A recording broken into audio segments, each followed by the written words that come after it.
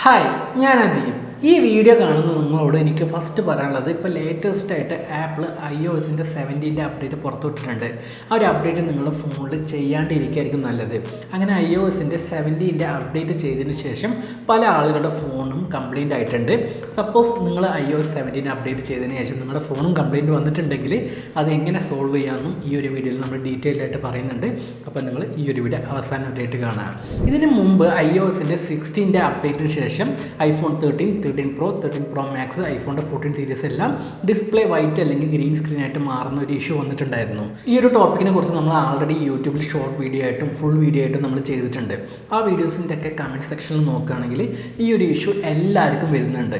ഇപ്പോൾ റീസെൻ്റ് ആയിട്ട് iOSൻ്റെ 17 അപ്ഡേറ്റ് ചെയ്തതിന് ശേഷം iPhone 13 Pro Max വൈറ്റ് സ്ക്രീനായിട്ട് മാറിയിട്ടുണ്ട്. ചിലർക്ക് ഫോൺ ഡെഡായി പോയിട്ടുണ്ട്, ചിലർക്ക് ബാറ്ററി ഡ്രെയിനിങ് ഇഷ്യൂ വരുന്നുണ്ട്. അപ്പോൾ ഇതുപോലത്തുള്ള കംപ്ലയിൻസ് എല്ലാം iOS 17 അപ്ഡേറ്റിന് ശേഷം വരുന്നുണ്ട്. അപ്പോൾ നിങ്ങൾ ദയവ് ചെയ്ത് iOSൻ്റെ 17 അപ്ഡേറ്റ് ചെയ്യാണ്ടിരിക്കുക.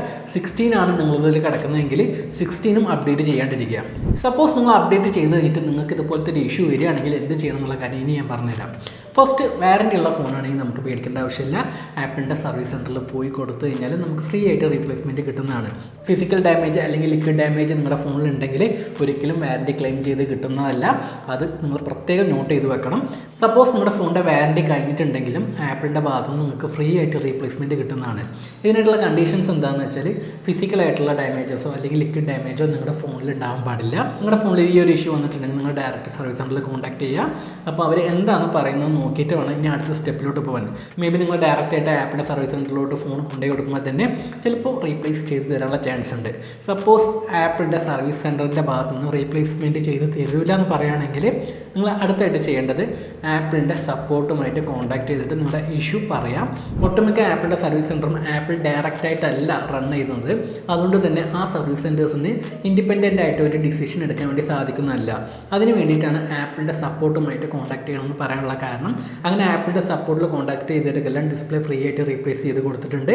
നമ്മൾ യൂട്യൂബിലിട്ട വീഡിയോയുടെ കമൻറ്റ് സെക്ഷൻ നോക്കിയാൽ തന്നെ നിങ്ങൾക്ക് മനസ്സിലാവും. 1-2 പേർക്ക് ഫ്രീ ആയിട്ട് തന്നെ ഡിസ്പ്ലേ റീപ്ലേസ് ചെയ്ത് കൊടുത്തിട്ടുണ്ട്. അവരെ ചെയ്തത് ആപ്പിളിൻ്റെ സപ്പോർട്ടുമായിട്ട് കോൺടാക്ട് ചെയ്ത് ഇഷ്യൂസ് പറഞ്ഞതിന് ശേഷം അവർക്ക് അപ്പോയിൻമെൻ്റ് എല്ലാം കൊടുത്തിട്ട് ആ ഒരു ഡിസ്പ്ലേ റീപ്ലേസ് ചെയ്ത് തരികയാണ് ചെയ്തത്. ഈ ഒരു പ്രോസസ്സിന് എത്ര ദിവസം എടുക്കും ചോദിക്കുകയാണെങ്കിൽ കുറച്ച് ടൈം എടുക്കും. നിങ്ങൾക്ക് പെട്ടെന്ന് വേണമെന്നുണ്ടെങ്കിൽ സർവീസ് സെൻറ്ററുമായിട്ട് കോൺടാക്ട് ചെയ്തിട്ട് ഒരു കാര്യമില്ല. അത് ടൈം എടുത്തിട്ടേ ഉള്ളൂ. ഏകദേശം 1 വീക്ക് തൊട്ട് 1 മാസം വരെ എടുക്കും. അതിന് മേലെ പോയാലും അത്ഭുതപ്പെടാനില്ല.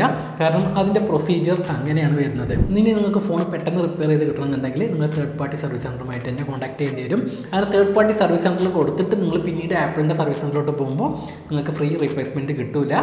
ഇനി തേർഡ് പാർട്ടി സർവീസ് എങ്ങനെയാണ് ചെയ്യുന്നുള്ള കാര്യം കുറച്ച് ഡീറ്റെയിൽ ആയിട്ട് പറഞ്ഞുതരാം. iPhone 13 Pro, 13 Pro Maxൻ്റെ ഡിസ്പ്ലേയിൽ ഇങ്ങനത്തെ ഇഷ്യൂസ് വരികയാണെങ്കിൽ ആ ഡിസ്പ്ലേയുടെ സ്ട്രിപ്പിൽ നിന്ന് 2 പോയിന്റുകൾ തമ്മിൽ ജമ്പർ യൂസ് ചെയ്ത് കഴിഞ്ഞാൽ ഇത് റിപ്പയർ ചെയ്തെടുക്കാൻ വേണ്ടി സാധിക്കുന്നതാണ്. പിന്നുള്ളൊരു മെത്തേഡ്, ആ കംപ്ലൈൻ്റ് ആയ ഡിസ്പ്ലേയുടെ സ്ട്രിപ്പിലെ ഒരു പോയിന്റിലോട്ട് ഒരു സ്പാർക്ക് കൊടുത്തു കഴിഞ്ഞാൽ ആ ഒരു ഡിസ്പ്ലേ റിപ്പയർ ചെയ്തെടുക്കാൻ വേണ്ടി സാധിക്കുന്നതാണ്. ഈ ഒരു മെത്തേഡ് എത്രത്തോളം സക്സസ് ആണെന്നുള്ള കാര്യം സംശയമാണ്. ആക്ച്വലി ഇങ്ങനെ ഒരു മെത്തേഡും കൂടെ ഉണ്ട് എന്നുള്ള കാര്യമാണ് നിങ്ങളോട് ഞാൻ പറഞ്ഞത്. ഇനി മൂന്നാമതായിട്ടുള്ള ഡിസ്പ്ലേയുടെ റിപ്പയറിംഗ് സൊല്യൂഷൻ എന്ന് പറയുന്നത് ആ ഒരു ഡിസ്പ്ലേയുടെ സ്ട്രിപ്പ് ടോട്ടലായിട്ട് ചേഞ്ച് ചെയ്യുക. ഇതിന് ഫ്ലെക്സ് ബോണ്ടിങ് എന്ന് പറയും. ഈ ഒരു 3 മെത്തേഡ്സാണ് ഇപ്പോൾ കറൻ്റ്ലി ഉള്ളത്. അതിൽ ഫസ്റ്റ് പറഞ്ഞതും ലാസ്റ്റ് പറഞ്ഞതും സക്സസ് ആണ്. പിന്നെ ഈ ഒരു സ്പാർക്ക് കൊടുക്കുന്ന ആ ഒരു മെത്തേഡ് സക്സസ് ആണോ ഉള്ളതെന്നുള്ള കാര്യം അത്രയ്ക്ക് കൺഫേംഡ് അല്ല. ചിലർക്കൊക്കെ ഇത് വർക്കൗട്ട് ആവുന്നുണ്ട്. അപ്പോൾ ഈ ഒരു മെത്തേഡ്സാണ് ഇപ്പോൾ കറൻ്റ്ലി ഉള്ളത്. അപ്ഡേറ്റ് ചെയ്തതിന് ശേഷം ഫോണിൻ്റെ ഡിസ്പ്ലേ വൈറ്റ് അല്ലെങ്കിൽ ഗ്രീൻ സ്ക്രീൻ ആയി കഴിഞ്ഞാൽ അത് റിപ്പയർ ചെയ്യാനുള്ള കോസ്റ്റ് ഏകദേശം എത്ര വരും ചോദിക്കുകയാണെങ്കിൽ അത് ഓരോ സർവീസ് സെൻറ്ററിൽ ഡിപ്പെൻഡ് ചെയ്തിട്ടാണുള്ളത്. ഏകദേശം 5,000 തൊട്ട് 10,000 വരെയാണ് നോർമലായിട്ട് ചാർജ് ചെയ്യാറുള്ളത്.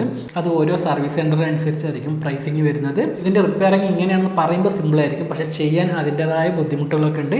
എക്സ്പീരിയൻസ് ആയിട്ടുള്ളവർക്ക് ഇത് ചെയ്യാൻ വേണ്ടി സാധിക്കുള്ളൂ. ഇത് ആക്ച്വലി ഞാൻ പറഞ്ഞത് ടെക്നിക്കലായിട്ട് നോക്കുകയാണെങ്കിൽ ഒരുപാട് കാര്യങ്ങൾ പറയാനുണ്ട്.